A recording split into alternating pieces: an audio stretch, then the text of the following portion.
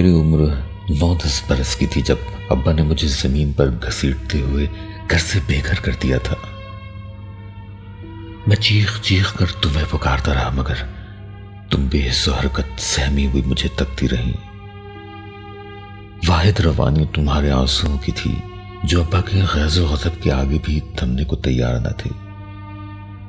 तुम्हारा हर आंसू इस बात का सबूत था कि तुम अब्बा के इस फेल से बहुत नाला थी, मगर अब्बा की हर बात पर सर तस्लीम खम करने पर मजबूर भी। मोहल्ले वालों के ताने, रिश्तेदारों के तंज और लोगों की चुभती हुई निगाहों से जब अब्बा बेकाबू हो जाते तो फिर अपने काले चमड़े की चप्पल से मेरी चमड़ी उधेड़ देते। अपने जिस्म पर चप्पल से बनाए गए नक्श लिए मैं काल कोठरी की जानिब भागता जो पूरे घर में मेरी वाहिद पनाहगाह थी। पिटाई का दौर जब रात में ढलता तो तुम अब्बा से छुपकर दबे पांव आती, मुझे सीने से लगाती, अपने दुपट्टे से मेरे जख्मों की टकोर करती, मेरा सर अपनी गोद में लिए घंटों मेरे पास बैठी रहती। मुझे चुप कराते कराते तुम्हारी अपनी सिसकियां बंध जाती थी। आहों और सिसकियों के गूंज के अलावा उस काल कोठरी में कुछ सुनाई न देता।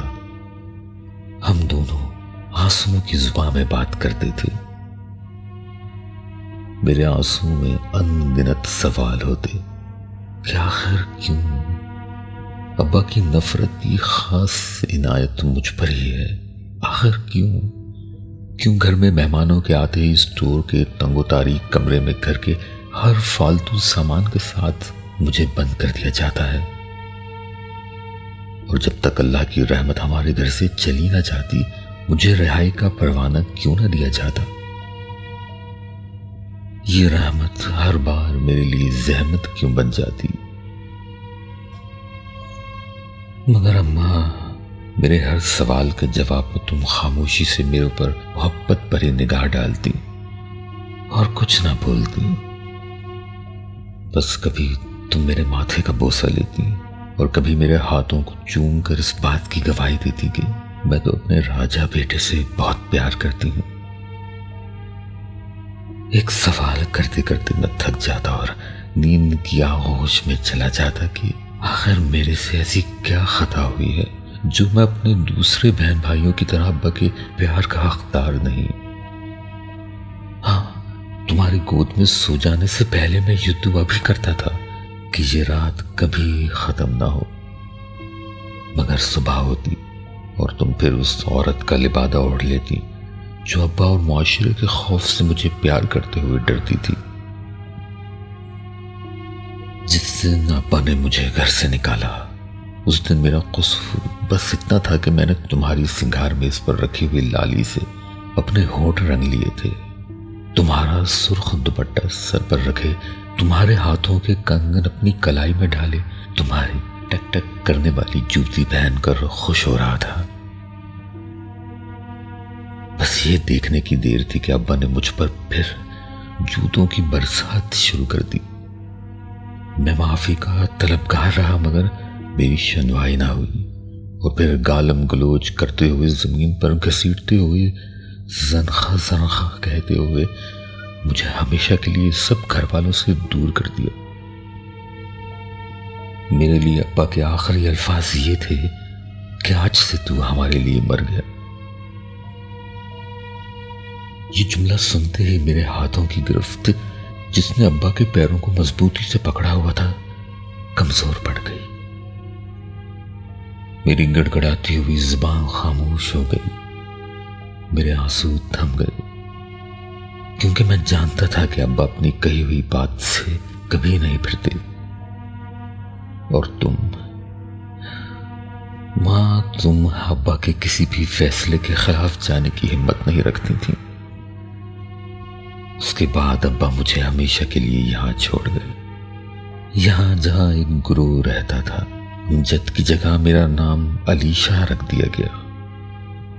मुझे नाच गाने की तरबियत दी जाती, मुझ पर नजर रखी जाती, लेकिन मैं जब भी कभी मौका मिलता तुम्हारी मोहब्बत में गिरफ्तार अपने घर की तरफ दीवाना बाहर भागता, मगर अम्मा का आखिरी जुमला मुझे दहलीज पार करने से रोक लेता।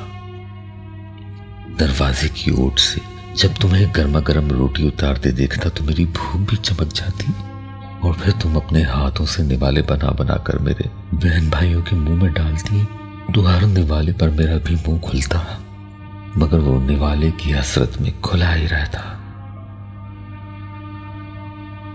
इस हसरत को पूरा करने के लिए मैं अक्सर घर के बाहर रखी हुई सूखी रोटी को अपने आंसुओं में भिगो भिगो कर खाता।